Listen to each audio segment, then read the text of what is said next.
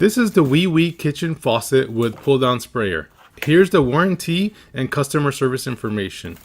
Here are the installation instructions. I bought this one in oiled bronze color. On the box, they have some friendly reminders and tips. This is the weight that you clamp on the hose.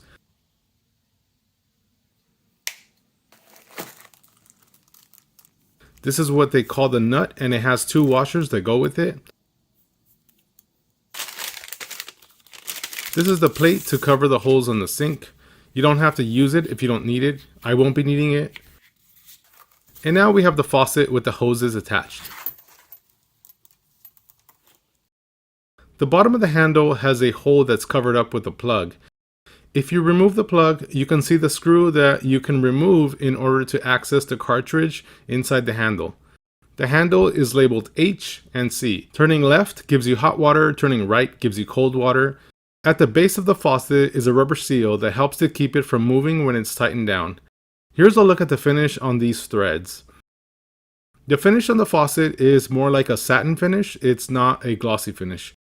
The body of the faucet is metal and the sprayer is plastic. This is the joint where the hose connects to the sprayer. You can separate the hose from the sprayer by turning it and unthreading it.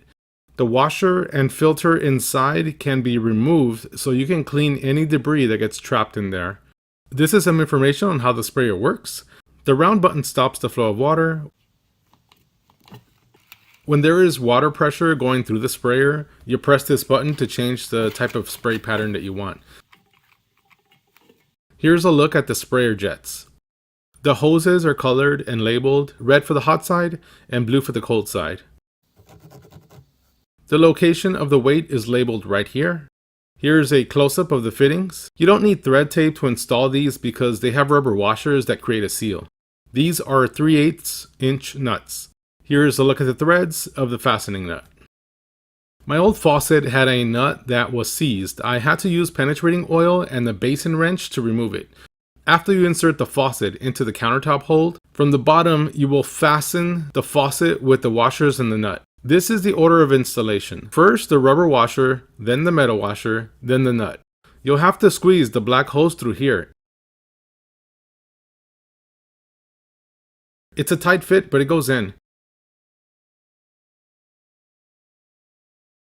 When I tightened this nut, the faucet was moving from the top, and I didn't have any helpers, so I used one of these Irwin clamps to hold the faucet still. It's recommended to flush out the valves before you install the new hoses. Here's what came out of my valves after opening and closing both valves a few times. Before I connected the hoses to the valves, I used a wire brush to clean the threads. Make sure there are no kinks in the hoses. Typically in a home, the hot water valve is going to be on the left side and the cold water valve is going to be on the right side. Let's test it out. This button stops the sprayer. This button changes the spray pattern.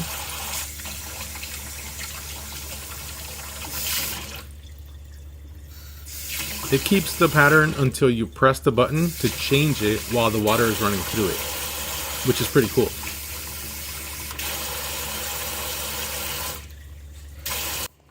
And here's the pull down feature.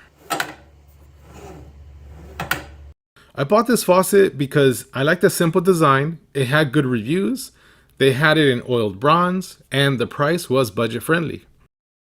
So far, I really like this faucet. If you're looking for a new faucet, check this one out.